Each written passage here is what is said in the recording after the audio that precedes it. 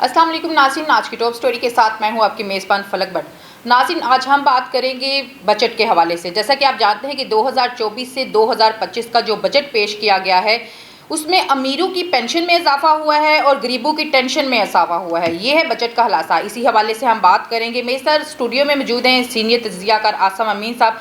आसम साहब, क्या देख रहे हैं जो बजट पेश किया गया है, ये क्या आवाम के लिए दोस्तनुमा बजट है? बिस्मिल्लाहिर्रहमानिर्रहीम। खूब मुहावरा आपने बोला कि अमीरों की पेंशन में इजाफ़ा और गरीबों की टेंशन में इजाफ़ा। कमाल कर दिया आपने। बात तो इस बजट में यही है और ये एक तल्ख हकीकत है कि गरीबों की टेंशन में इजाफ़ा बढ़ता चला जा रहा है। हमारी बदकिस्मती ये है कि हमारा बजट हम खुद नहीं बनाते, कोई बाहर वाले हमें बना के देते हैं, ये काम कर दो तो चलो आपके जो अर्निंग है उसमें इजाफा हो जाएगा, फिर जो हमारे कर्जे हैं आप अच्छे तरीके से उतार सकते हैं। ऐसी है ये IMF का बजट है और हम करें भी तो क्या करें। अगर हम IMF की ना माने तो हम कर्जा कहाँ से लेंगे, कहाँ से देंगे, हम कहाँ से अपना पेट पालेंगे, कहाँ से अपनी आवाम का पेट पालेंगे। देखिए IMF कर्जा देता है तो कुछ अमीरों पे लग जाता है, कुछ गरीबों पे लग जाता है। ऐसे ही है। आज तो हम वो बात कर रहे हैं जो कि वाकई हकीकत है। आज हम तनकीद नहीं करना चाहते कि हुक्मरानों पे तनकीद करें। अब तो एक और चीज़ भी है, तनकीद से याद आया, अब तो बिल पास हो गया है, अब तो बहुत सोच समझ के बोलना पड़ेगा। ऐसे ही है कि हुक्मरानों को सिर्फ बात नहीं करनी है, उसके साथ साथ जुर्माने भी होंगे और सजाएं भी होंगी। बिल्कुल। तो यार फलक, ये हमारी बदकिस्मती है कि हम चाहते थे कि अमीरों से टैक्स लिया जाए और गरीबों को रिलीफ दिया जाए। बिल्कुल। यहाँ उल्टा साहब होता है पाकिस्तान में। गरीबों से टैक्स लिया जा रहा है, अमीरों को बेनिफिट दिए जा रहे हैं। देखें कि अमीरों की जितने ग्रेड 1 से लेके 16 की उनकी पेंशनों में, उनकी तनख्वाहों में इजाफा हो गया है और ग्रेड 16 से 22 की उनकी 30% तनख्वाहों में इजाफा हो गया है। और जिनकी तनख्वाह मिसाल है कोई 10-20 लाख रुपया है तो 30% बहुत बड़ी रकम होती है। ऐसे ही है। उनको पहले ही गवर्नमेंट बहुत सारे बेनिफिट देती है, उसको घर फ्री मिलता है, उसको पेट्रोल फ्री मिलता है, उसको नौकर चाकर फ्री मिलते हैं, उसको मेडिकल फ्री मिलता है। तो उनके लिए तो पहले ही बादशाही वाला सिस्टम है इस मुल्क में। वो तो पहले ही समझे कि अपने आप को वो बादशाह समझे इस मुल्क के लिए। अब गरीब की टेंशनों में मज़ीद इजाफा हो गया है। IMF ने कहा है कि जी अब तमाम तर मेडिसन, पहले तो एक मेडिसन महंगी तो थी और 2 नंबर भी थी, ऐसे ही है। अब वो मेडिसन और मज़ीद महंगी हो गई है, उस पर 18% जो है वो सेल टैक्स लगा दिया गया है। फिर FBR टैक्स लग गया, फिर प्रॉपर्टी टैक्स भी उन्होंने शुरू कर दिया कि पहले उनका फार्मूला कुछ और था, अब उन्होंने वैल्यू के हिसाब से प्रॉपर्टी टैक्स को मैनेज कर दिया कि 1 करोड़ का मकान होगा तो उस पर लगाएं, 2 का होगा तो उस पर अलग फार्मूला, 3 होगा तो उस पर अलग फार्मूला। तो ये सारा सिलसिला जिनसे अब चल पड़ा है। अब देखें, अभी तो बिल आया है, अब ये मंजूर होगा तो फिर आगे आगे देखें कि होता है क्या। आसिफ साहब, 18,000 अरब जो बजट पेश किया है उसमें से 97 तो कर्ज में सूद में खर्च हो जाएगा। तो इसी तरह ना हमारी और बदकिस्मती क्या है। देखें ना, हम फिर मैं वही कहता हूँ कि हम बात करने को बहुत सारी बातें हैं, लेकिन अब बात करे भी तो इंसान क्या करे। अब हमारी बातों पे भी जो है ना वो भी नोट होंगी, उस पर सख्तियाँ भी आएंगी, पाबंदियाँ भी आएंगी, सजाएं भी आएंगी, जुर्माने भी आएंगे। ऐसे ही है। तो कोई बात छुपी नहीं हुई है। और जो वज़ीर आला हो उस पे आप देख रहे हैं कि 1 अरब का जो इन्होंने बजट दिया है, ठीक है, उसके अलावा गवर्नर हो उस पे 1 अरब का बजट दिया है इन्होंने, फिर पुलिस पे जो है वो कितने खरब का बजट दिया है। आप नहीं समझते इसमें यही चीज़ें थी, इनको चाहिए था कि अपने अखराजात को कम करते। बिल्कुल, कि जो वज़ीर आला के अखराजात हैं उसमें कमी लाते जी के पीछे अगर वो 1 अरब का था तो हमने उसको 75 करोड़ का कर दिया, या गवर्नर हाउस का 1.5 खरब का था तो हमने उसको कम करके इतने का कर दिया। पुलिस को इन्होंने तकरीबन 2 खरब रुपए का बजट दिया, बहुत बड़ा बजट होता है।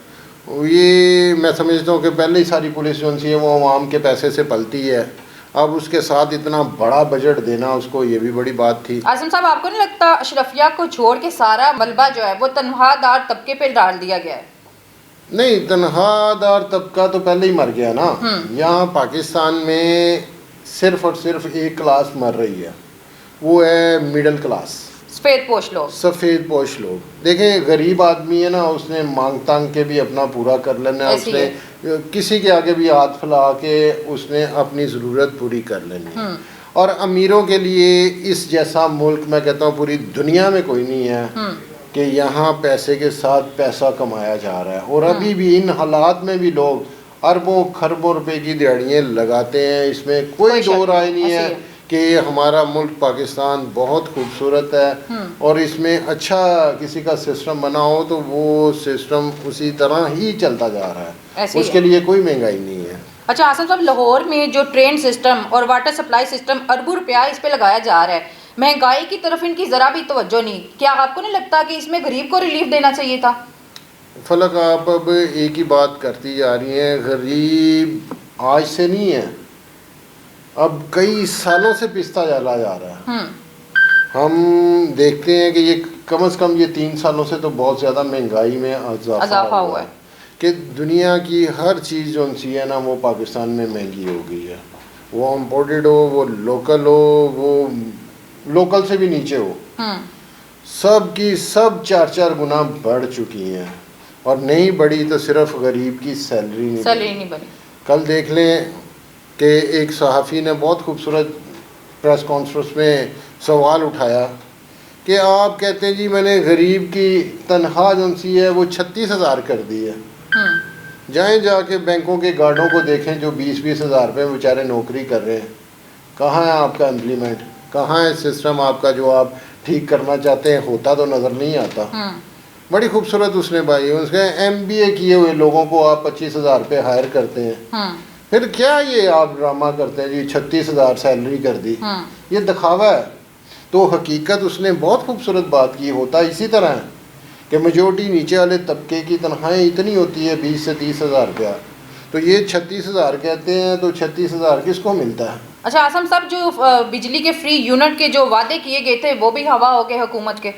सर जी, वो हुकूमत कह रही है कि 100 यूनिट जो इस्तेमाल करेगा बिजली उसको हम सोलर भी देंगे, उसका यूनिट भी माफ़ करेंगे। लेकिन हमारे हालात ऐसे हैं नहीं कि हम किसी को 100 यूनिट भी छोड़ें। देखें, बहुत बड़ी आबादी जो सी ना वो ऐसी है कि वो वाकई ही 100 यूनिट से कम इस्तेमाल करते होंगे। गरीब के घर एक पंखा, एक लाइट, एक बड़ी भी बात होगी, कोई फ्रिज होगी या मोटर होगी, उसने सुबह काम पे जाना है, शाम को आके पंखा ऑन करना है, आगे पता लगता है 4 घंटे बिजली नहीं है। तो ऐसी आबादी एक बहुत बड़ी है। अगर ये काम कर जाते हैं तो हमें तो खुशी होगी कि यार गरीब को कुछ तो रिलीफ मिला। अच्छा आसम साहब, अगर हमने बजट के हवाले से बिलावल भुट्टो साहब को देखा तो वो काफ़ी नाला नज़र आए, इसकी क्या वजह है?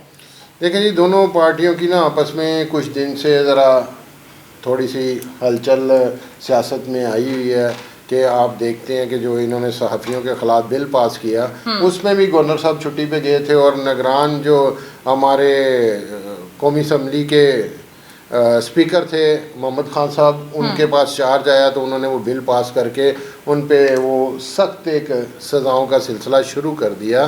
तो उस पर भी पीपल पार्टी एग्री नहीं थी और साथ ही जब बजट पास होना था वफाक का तो तब भी इन्होंने मियाँ साहब ने बहुत ज़्यादा जोर लगाया कि आप हमारी हमायत करें, लेकिन उन्होंने कहा जी हम इस बजट पे आपकी हमायत नहीं करेंगे।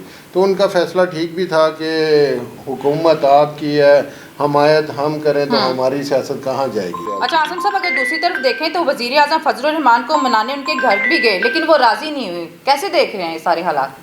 और सर जी, ये सिर्फ और सिर्फ रोटियों का चक्कर है सारा। रोटी मिल जाएगी, नाराज़गी भी दूर हो जाएगी, सारे सिस्टम भी ठीक हो जाएंगे और वो हमायत ही है ना कि वो चाहते हैं ये जो हमने बजट पेश किया है ये सारी सियासी जमातें उसके हक में वोट दें और उसको पास करवाएं और हम जो सा मौजे करें। जी नाज़रीन, ये थी आज की हमारी टॉप स्टोरी। इसी के साथ अपनी